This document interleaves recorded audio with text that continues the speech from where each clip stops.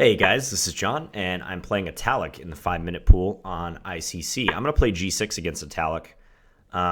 Frequent opponent of mine, perhaps one of my most played opponents on this channel. He's always in the Blitz pool, and he plays both 5-minute and 3-minute. So we've, by transposition, got into a Benoni. This is actually my second Benoni setup of the day. This is an interesting line. This is like that World Championship game on in Gelfand, I think, from 2012, where this knight makes its way over to c3. I am not familiar with the subtleties in this line whatsoever. Maybe I'll play a6, just as a way to make him think about b5. Yeah, and he immediately puts a stop to that. So do I want to put the knight on e7 or f6? I mean, f6 would be the most normal by far. I think I'll probably do that. Knight e7 was interesting too, though. Okay, we'll just castle. Probably should take. I've been postponing that capture on d5. So now we just have a weird Benoni, huh? Attack his pawn. We'll check his intentions, see whether he wants to play like bishop g5, f3, or knight d2, or queen c2. I was about to say that move and he played it. Okay, knight bd7 seems indicated.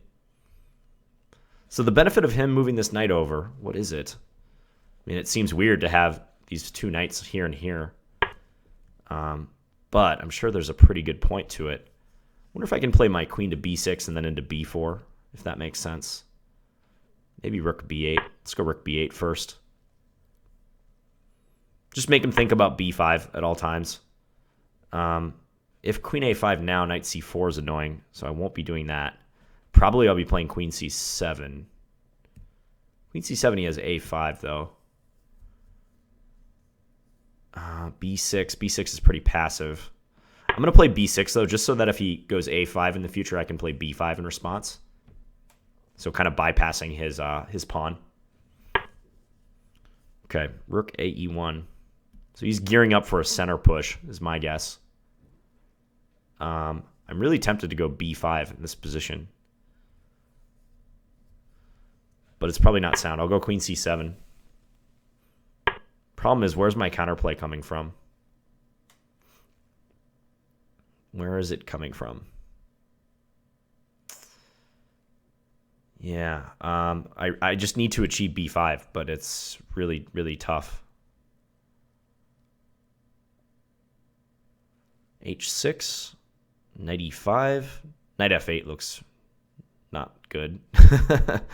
Maybe I will play knight f8, though. Because I don't see any other way to prepare like bishop d7 and then eventual b5. I don't see a good way to do that otherwise. Kind of pains me to play this move because I don't think my knight has much of a future on this square. Also, I can't play bishop d7 right away because he does have bishop takes a6. I wonder if knight h5 would be interesting now. I'm going to do it just to see if he'll part with his light square bishop. That would solve the problem with the hanging pawn on a6. I do run into new problems like this, though. Really want to get in b5, but now he's attacking d6. Rook d8. If rook d8, I'm just inviting e5. So I kind of have to play this move. It's such an ugly move. Probably he'll take with the bishop. I'll take with my pawn, and I'm pinning all my hopes on getting b5 in and kicking him back. My pawn structure has completely gone to pot here. d6 and then jumping the knight into d5 is probably pretty good. I wonder what I'll do against that. d6, maybe queen d8. You know, I've gotten the better of Atalik, or I did up until a couple games ago, where he beat me in a nice game in the Dutch when he was black. So he's kind of turned the corner. He's started playing like I know he's capable of against me. All right, b5. This knight has to go. I can't deal with that knight on c4 anymore. He's hitting my h-pawn, so like I'm thinking about h4, but he's going to jump his queen into h5 regardless of what I do. Okay, so I'm going to do it, though, and after queen h5, knight g6, and try to utilize the f4 square. Knight f5 is also very annoying. What about b4 here? Decent? b4? Sure, let's go b4. I'm just thinking like maybe I can take on f5 and then he won't be able to put his knight on e4 after he recaptures with his e-pawn, because that's what stopped me from playing bishop takes f5 on the previous move. I think he has a pretty big advantage still, though. He's going to try to bring the knight into d5. Interesting. Okay. Still a scary position. I wonder if I can get away with taking and then taking on d6. I know I'm asking for a lot of trouble in doing so, but my position is bad if I don't. So let's try it. He can play knight e7 maybe. Check. He does. In between move. Knight e7. Okay, I'm sacking the exchange. Yeah, it's another issue about, can I take on d1? If I take d1, he takes here, here. Maybe that's better. Okay, I'm gonna take the opportunity to trade and see how he plays it. Actually, just taking back might be good for him, though. Ooh, yeah. Rook d8. I forgot about rook d8. Maybe I got to go here. Bring the knight into d4. Yikes. He can put the pawn on f6, though. That's annoying. I got to do something, though. Okay, I'll do this. Not pleased. This might be okay if I were able to disallow f6, but f6 is a super, super annoying move. How do I win that pawn quickly? I'm just going to go h6. He's going to play rook e1, though. That much is clear. And then I have to do this, and he can take on c5.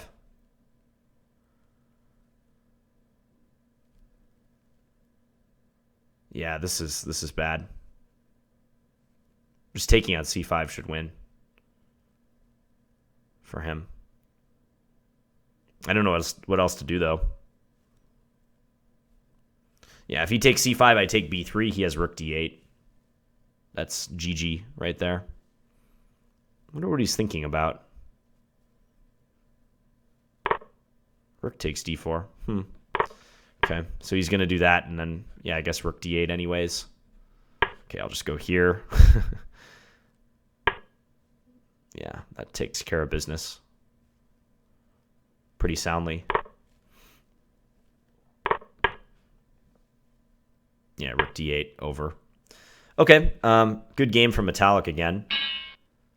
He's had my number the last couple times I've played. Although I think overall our stats are pretty similar. This is an interesting one. I referenced that game. I think it was Anand Gelfand. I want to say Anand was playing white in that game. But there was a knight maneuver that was identical to this, like going knight e2 and then bringing the knight over to c3. It's an interesting idea. So, offbeat opening.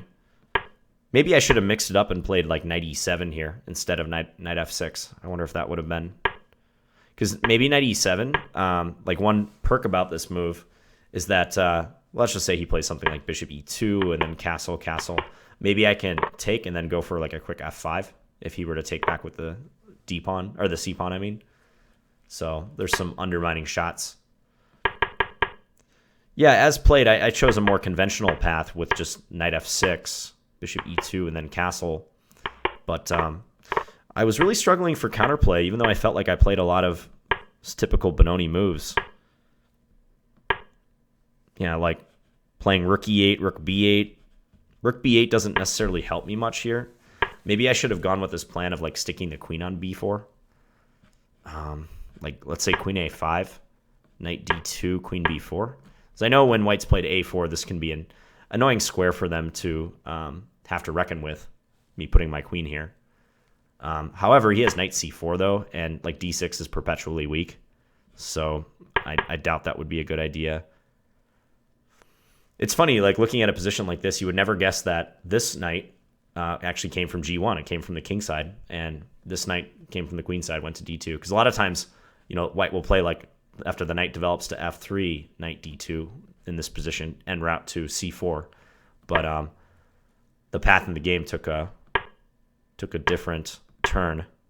Okay, I'm going to check the engine eval, see what it says right here. Gives white a pretty large advantage. Yeah. This might just be an awkward position to play for black. Wonder if there was anywhere that I had some chance at counterplay. Yeah, and I mentioned knight f8. This is not a good move. But I couldn't figure out how to organize my pieces. The fact that I can't get b5 in here makes or breaks my position. I mean, let me put it this way. The efficacy of the b5 break, whether I'm able to achieve that, or the feasibility of it, will make or break black's position here. I don't have enough pressure on his center, and I'm too cramped for my position to be tenable if I'm unable to play b5. I've got to get that move in, I really feel, in this position. I would love to play white's position. I'm much more used to playing a line like this from the white side. Yeah, and I wonder if I had any chances after this, because my structure was shot, and he's having all the fun now. Seemed like he kind of let me back in the game a little bit, maybe. I don't know, though. Take on f5. I was hoping he would take here so I could grab the d6 pawn, and I guess even here he has great compensation. Could actually maybe just check and eventually pick up the h-pawn, but I would have been happier with that. Check. This exchange sack was not... didn't turn out well for me, but under the circumstances, I thought it was okay. Yeah, I guess here I have to just bite the bullet and take on e7 and try to play this position, which is losing for me, but, could be messy in blitz. When I took on d1, I was just kind of anticipating he was going to go check. E takes f8 queen, and then take rook takes. And I was thinking maybe even of playing bishop e6 here to go after the b3 pawn, but bishop takes e4 looks great as well. And I have, 2 extra pawns compared to him. I've got the e and the c pawn, and we're all even in material, and also these pawns are weak. So if he was obligated to go down that road, then yeah, I love black's position. But of course, being a GM, he he slowed down and realized, like, hey, black actually has 2 pieces hanging, and my e-pawn is particularly strong. I don't have to take on f8 right away. And my whole problem here is that he's threatening rook d8 if I try to save either minor piece. I saved it in the only way I could figure out. Saving the bishop will just, I think, be losing to rook d8, or if bishop d7, just take on f8 and then take the bishop after that. He's up a rook. So I couldn't figure out a good move. The engine says this move is the best, but that would lose both minor pieces. Trivial win for white. So that was a nice idea. Rook takes d1 makes the whole knight e7 concept good, because if he were forced to play e takes f8, then yeah, I would be liking black's game and my chances.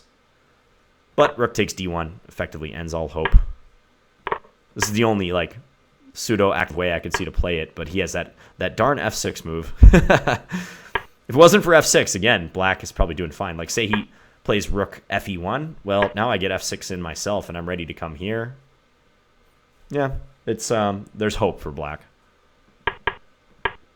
But he played f6, and I can't win that pawn in time.